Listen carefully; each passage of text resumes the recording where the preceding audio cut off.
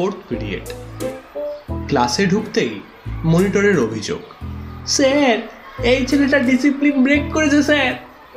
বললাম, হ্যাঁ একে তো সত্যি ছেলেদের মতোই লাগছে, কিন্তু সমস্যা হলো এ তোর বন্ধু না মনে হয়, শুধুই ছেলে। জিভ কেটে ছেলেটা বলল, না স্যার, আসলে এই বন্ধুটা টিফিন হওয়ার আগেই খাবার বার করে খাওয়ার চেষ্টা করছে। আগেও একবার বারণ করলাম, শুনলই না। এ তো সাংঘাতিক অপরাধ রে, মনে হয় না স্কুলে ওর আর থাকা হবে। এত বড় অপরাধের জন্য মিনিমাম 1 মাস, না না না না 1 মাস কেন, 1-2 বছর পর্যন্ত সাসপেনশন অবধারিত, টিসি ফিসিও হতেই পারে। শুনে বেচারির মুখের খাবারের অংশ আটকে গেছে প্রায়। ঢোক টোক গিলে বলল, স্যার এবারের মতো ক্ষমা করে দিন স্যার, কোনো দিন খাবো না স্যার, প্লিজ স্যার। বলিস কি, কোনো দিন খাবি না? তাহলে বাঁচবি কি করে? বেঁচে না থাকলে আমি বা ভোগবো কাকে? সাসপেনশনটাই বা ভোগ করবে কি? এত বড় ছেলেটা এবারে পুরো ভ্যা করে কাঁদতে কাঁদতে বলল, স্যার সত্যি বলছি, আজ সকালে কিছু খেয়ে আসিনি, তাই খুব খিদে পেয়েছিল স্যার। আর হবে না, খিদে পেলেও খাবো না। খুব খিদে পেয়েছিল? ওই তোর মুখ দেখে কিন্তু একবারও মনে হচ্ছে না তোর খুব খিদে পেয়েছিল। ঠিক আছে, টিফিন বক্স সহ এইদিকে আয়। হাতে ছোট্ট স্টিলের টিফিন বক্সটা নিয়ে এসে কাঁচুমাচু হয়ে দাঁড়ানো ছেলেটা। বললাম, দেখি কি এনেছিস? বক্সে আধ খাওয়া একটা কচুরি সহ আরো গোটা 2-3 আছে। গম্ভীর হয়ে বললাম, কি এনেছিস?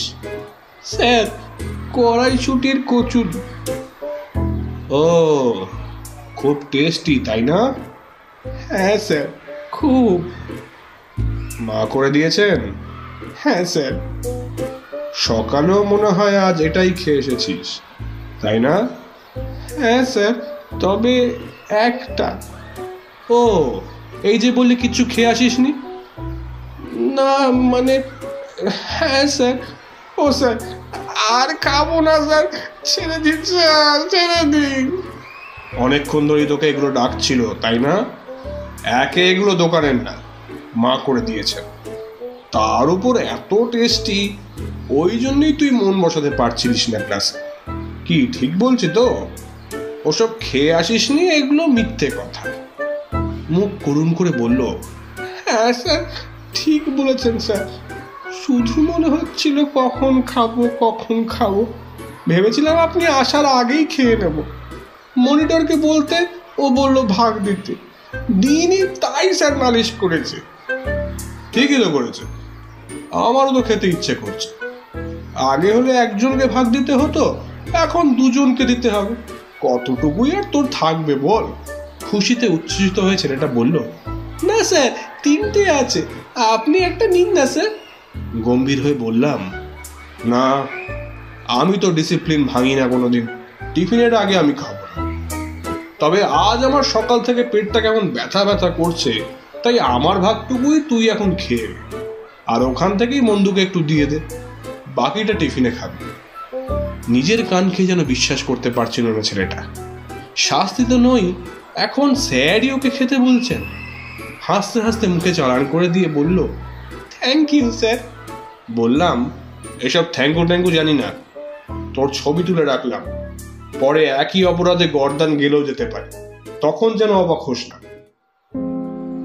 নিজের স্কুল বেলার কথা মনে পড়ছে।